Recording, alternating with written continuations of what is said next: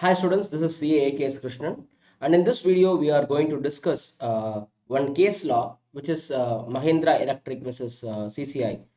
So actually we were discussing case laws, and I was discussing the important case laws like almost 1.5 years back. We were doing that. I think the last video on case laws, important case laws, will be somewhere in 2020 June, July, August, sometime back.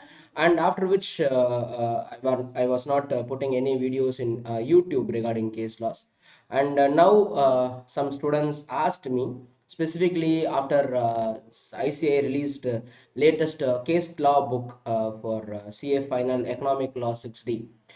In that initially people opened this first page. No, after reading the first page, they themselves like, no, what is this, I cannot understand this. So they approached me for this next explanation of Mahindra Electric versus CCI case law. So what happened in this case, I will just briefly explain you what happened in this case. So actually, Mahindra has complained to CCI stating that no, the original equipment manufacturer, which is a spare parts, like no, many car manufacturers are controlling the prices, and the prices are high, exact. So something like no, which is affecting the competition. So they have filed a case to CCI, Competition Commission of India, and Competition Commission has inquired the matters. The Director General has been appointed for inquiry, and after which they have passed a judgment which is imposing 2,500 crore of penalty to the car manufacturers, which is like no, against the competition basically. So they that is their duty, they have done that. But the car manufacturers have complained to the NCLT, that is the appellate tribunal, NCLT, NCLAT. So the appellate tribunal upheld the judge. That means whatever the CCI told is correct, like that they told. But only thing what correction they did, or the teaching to CCI is, you have calculated the penalty based on average turnover. That's how the CCI used to do. But they told like no, relevant average turnover. So please go into the years, whichever year they have the problem, please go into that year and calculate the turnover, not just average turnover, like that they told. So they just told like no, basically CCI, whatever CCI told is valid. This is NCLAT decision.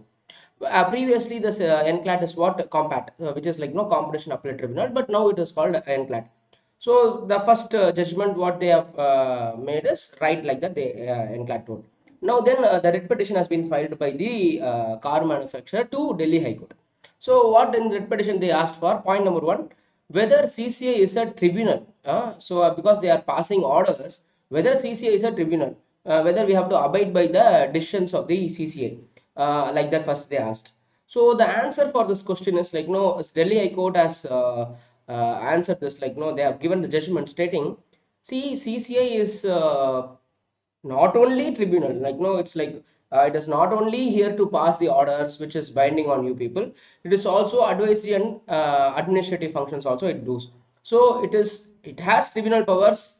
It's a quasi judicial body, but it is more than that. It involves like no, various administrative and advisory roles also, like that they told. The second question is, they asked like the chairman is having the casting vote, how it is possible, because casting vote means like two votes.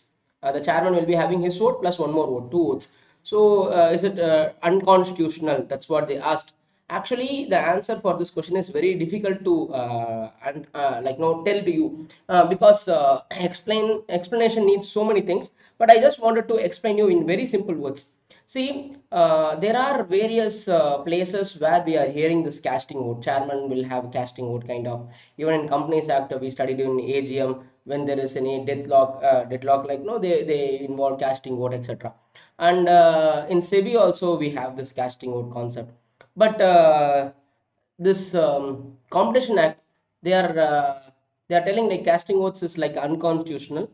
But why they are using the casting vote? Please understand that, because in Competition Commission, while hearing the judgment, while hearing the final hearing, while giving the judgment, if one member who it's called something called abstaining from voting, okay. So in case if one member who was there throughout the hearing, like no, multiple hearings, but due to his retirement, he got retired, okay.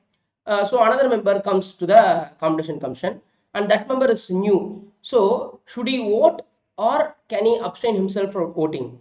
So for that, there is a concept of yes, he can abstain himself from voting. So in that case, what happens? The competition commission chairman, he made the vote, like a casting vote kind of. So because of that, the judgment finalized.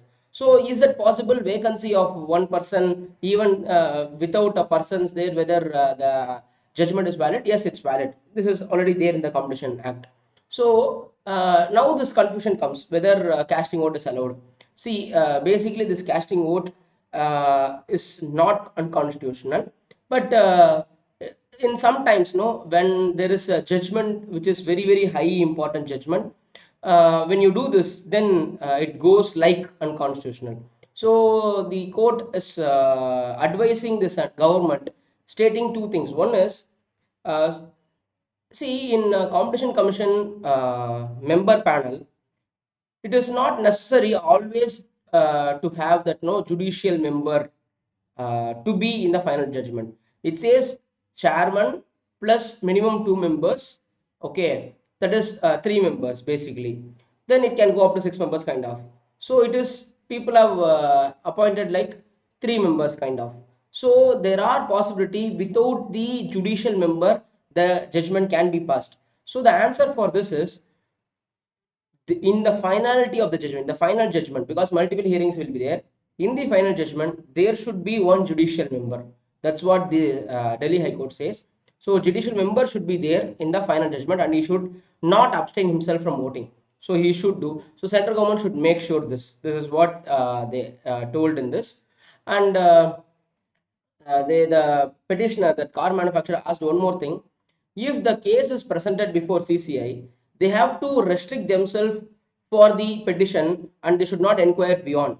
But the DG is inquiring beyond, that is, the Director General is inquiring beyond that. How it is possible?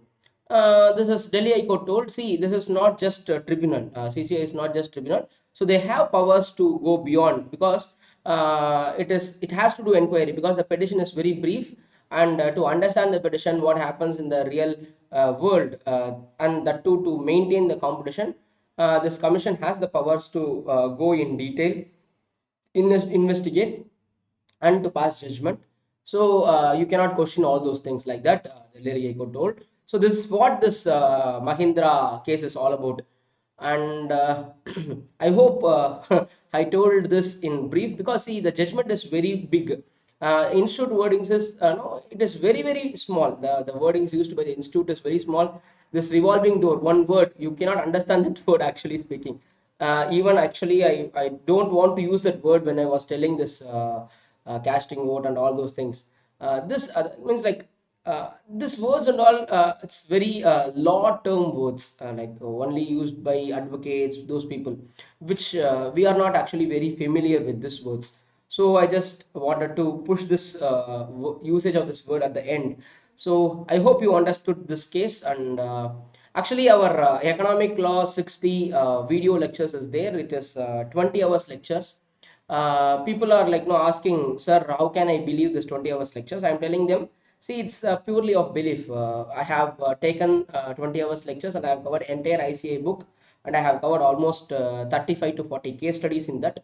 And many people got 65 to 70 who attended the class or who taken that video lectures. It's up to you people to believe or not. I cannot push, I cannot do marketing of my own videos. I can just tell the information. Telling information has nothing to do with marketing. So I'm just telling, sharing information. It's up to you to take this course or not. Thank you so much. Bye bye.